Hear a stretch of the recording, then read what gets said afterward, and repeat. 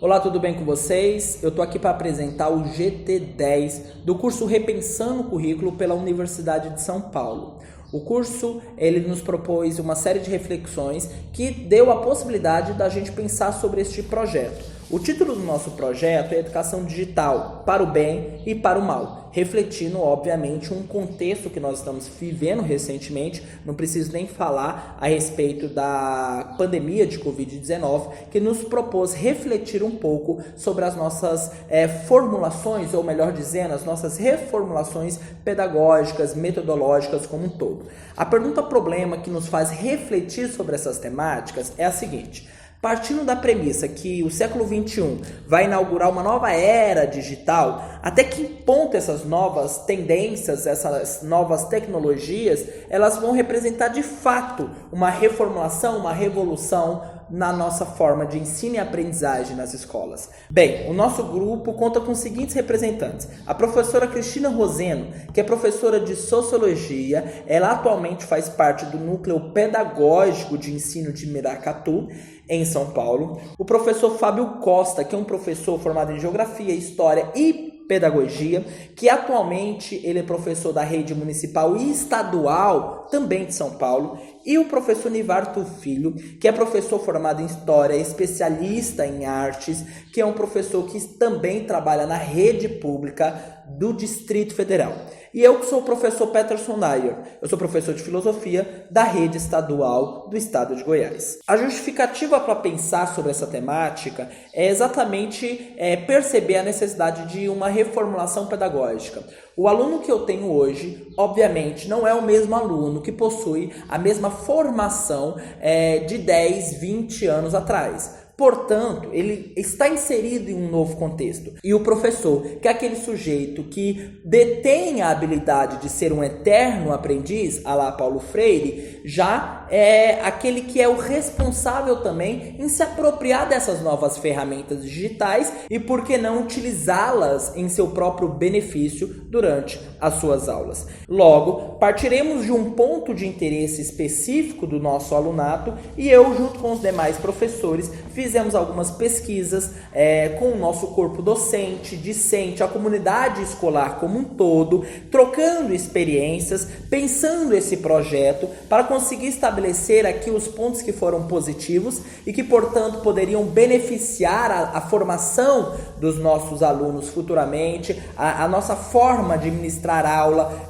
de projetos, de metodologia futuras, e os pontos negativos que podem ser refletidos a partir do nosso contexto social e pensados para uma elaboração de soluções sobre essas temáticas. O primeiro ponto positivo que pode ser refletido é exatamente o fato da gente ter um melhor aproveitamento sobre o nosso tempo, a otimização dele como um todo. Devido à pandemia, houve também no nosso processo de ensino-aprendizagem uma flexibilização.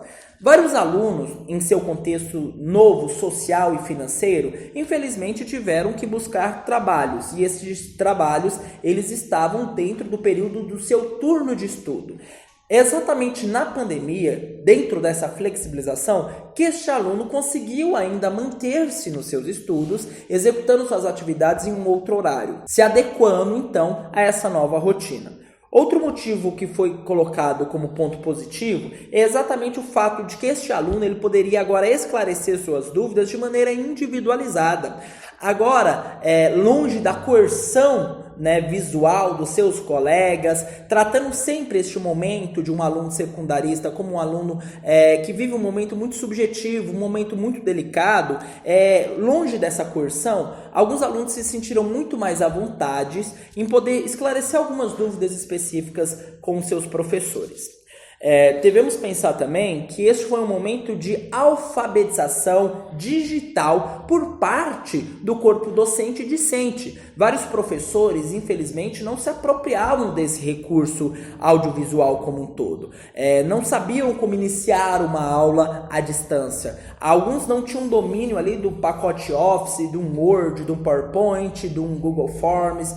E agora, após esse momento pandêmico, vários deles tiveram uma formação dentro deste contexto digital. E, portanto, a gente teve um processo de alfabetização digital por parte destes professores. E isso é muito interessante porque faz com que nós, enquanto professores, possamos entender o contexto do meu aluno, o contexto onde ele está inserido e, portanto, conseguir associar o conteúdo dentro da sua realidade, dando mais significado nas minhas abordagens. Mas eu acredito que o ponto mais positivo que nós podemos tirar dessa experiência que nós tivemos é exatamente a aproximação do professor quanto à realidade social, econômica e cultural do aluno, o levando a repensar cada vez mais as suas estratégias pedagógicas.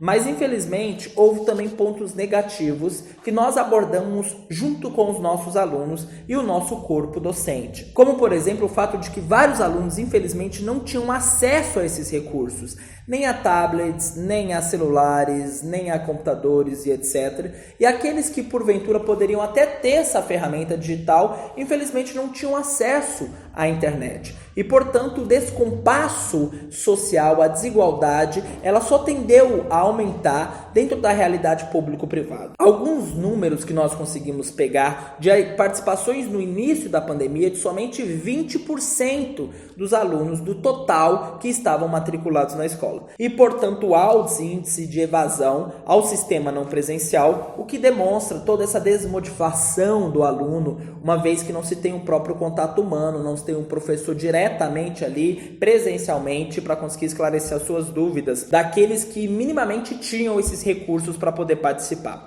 Alguns dados que nós coletamos mostram a participação de cerca de 20% neste primeiro momento. Esse número ele vai crescer de uma maneira um pouco vertiginosa, nós vamos conseguir alcançar até 53% do alunato, mas evidentemente não chegaremos nem perto de conseguir alcançar o 100%, que seria o nosso ideal. Outra reclamação que ficou muito presente é o fato de haver muitas dificuldades em se conciliar os horários.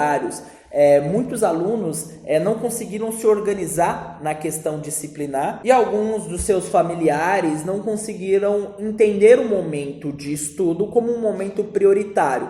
E então foi desenvolvido diversas distrações, não só os seus afazeres em casa, como as próprias redes sociais, uma vez que este aluno ele estava usando esses recursos, essas ferramentas digitais para os seus estudos. O professor teve que desenvolver, portanto, um esforço hercúleo para conseguir chamar a atenção do alunato, lutando diretamente com toda essa concorrência da qual o aluno já está acostumado, das redes sociais, dos seus afazeres em casa como um todo. Mas com certeza o maior ponto negativo que nós podemos perceber nessa era digital é exatamente o aspecto socioemocional do alunato.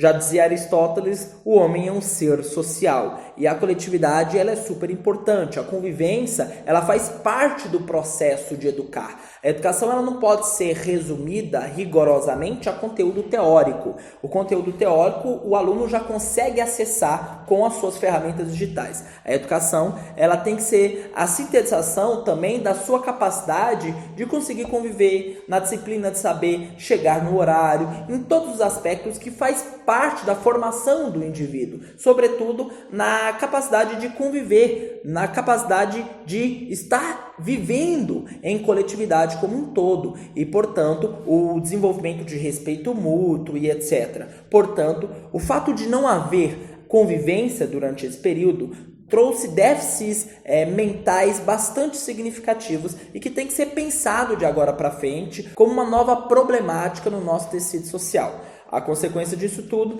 é que a nossa educação ela passa por um caminho que parece ser inevitável. Nós temos uma nova era digital, nós temos que pensar sobre essa era digital, nós temos que sim nos apropriar dessa era, nos beneficiando no momento de desenvolver uma aula. Entretanto, nós devemos identificar ela como uma ferramenta que tem pontos positivos e pontos negativos a serem pensados juntos com as suas próprias soluções. E estes são os pontos, tanto positivos quanto negativos, que nós tiramos do nosso projeto Educação Digital para bem e para o mal.